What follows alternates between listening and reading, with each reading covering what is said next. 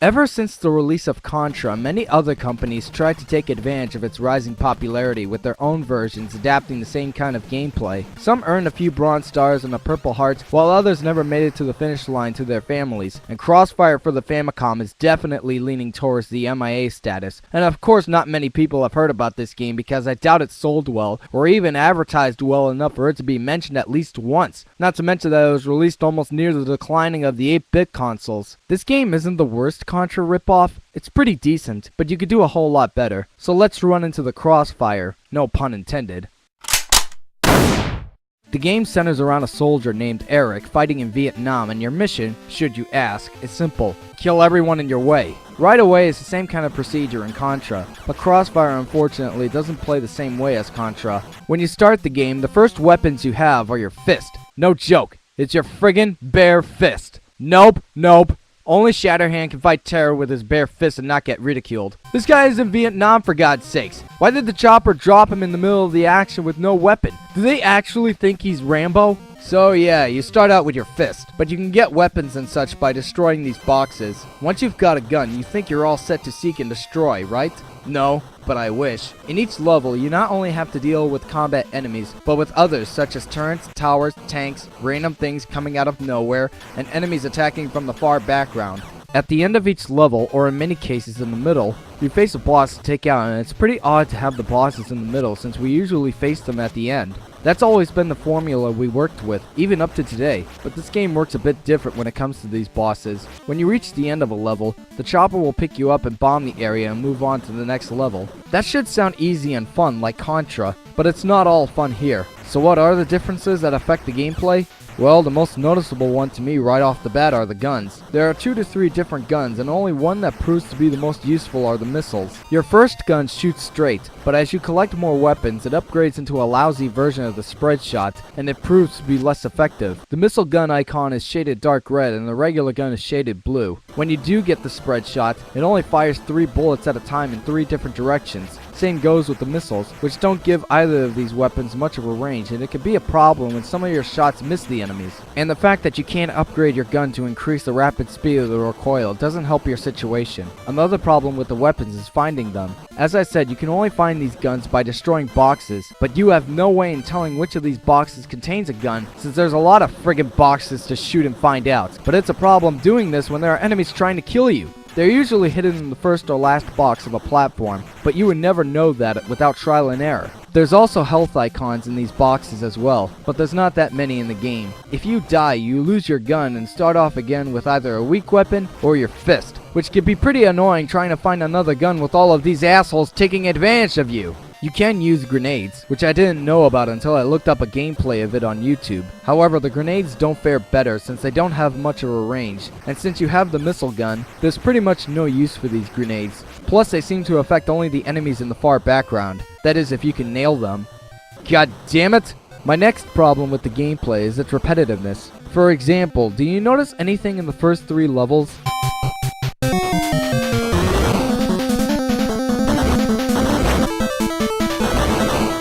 These first 3 levels have the same cave-like area you go through, and not one of them is different from the other. I'm not against recycling things for games, but at least try not to make it obvious to everybody. In fact, all of these levels feel the same, except the one where you're on a train, but that doesn't seem to make much of a difference. Since there are only 6 levels in the whole game, there's not much to talk about in the gameplay. All you do is go right, kill enemies. Now, it wasn't boring when Contra did it, but here, it doesn't have the same kind of drive and feel. I wish the programmers broke the cycle by adding more elements to the story, gameplay, and diversity to catch you by surprise. Another difference is that you're given a life bar, but since some of the obstacles can be a bit irritating, you'll probably get yourself killed easily, even with a full health. As I said before, you can collect some more health by finding these icons or collecting weapons, so at least the game is generous with that sometimes. Honestly, after a bit of trial and error, you shouldn't have much trouble pulling through, but there are still a few other problems that can affect gameplay, which involves the controls. The graphics are actually pretty good, especially for a Contra-like clone. There's some nice detail with the levels and in the characters, even though the enemies look similar to each other. Eric himself isn't the the most creative, but what I like about his character sprite is that his appearance of his clothes changes for each new level.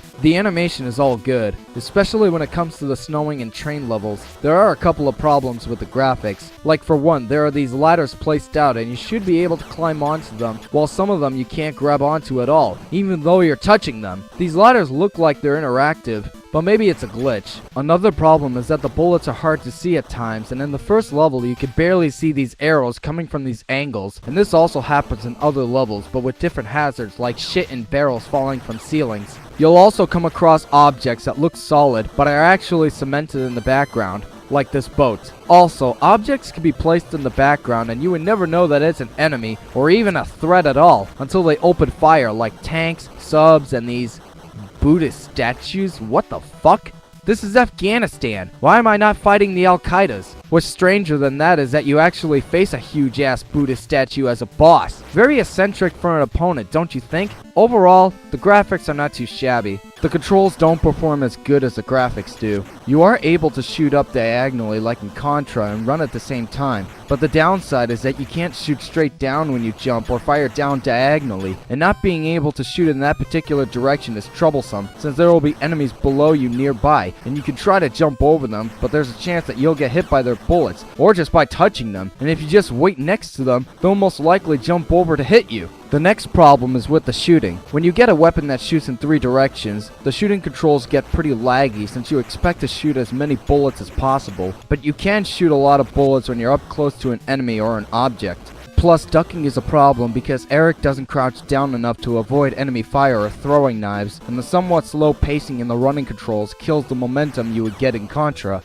Also, the jumping controls aren't bad, but at times it can feel a bit loose. If it makes you feel any better about the controls, you are able to jump down a platform. Even though you have a life bar in this game, it's still somewhat hard to get through because of some of the cheap hits you'll take from enemies and the lack of a good variety of weapons. To ease your stress, you don't have a time limit and the enemies don't seem to respond, and you start off with 3 lives and 3 continues, and with only 6 levels in place, you should be able to beat this game in under an hour or 2. For the music, it's actually pretty good. Nothing memorable in any of these tunes, but at least they're upbeat. The sound effects are decent, but the missile shooting sounds can get on your nerves at times. After this experience, I think I can get a grasp on why this game never saw an official release outside Japan. It probably wouldn't have appealed to a lot of gamers, and the fact that it could have been much more than a Contra-like game. Like Shatterhand, the game designers could have took so much advantage of the game and made it more than what it is, to be more distinguished, but it becomes underwhelming and feels more like a prototype than the final product. Not even the cover would have been convincing. Actually, if you look at it carefully, you'll notice that the chopper illustration is the same one that was used for the box cover of Airwolf for the Famicom, made by the same company. They just took the chopper and pasted it on Crossfire. I could say it's stupidly cheap,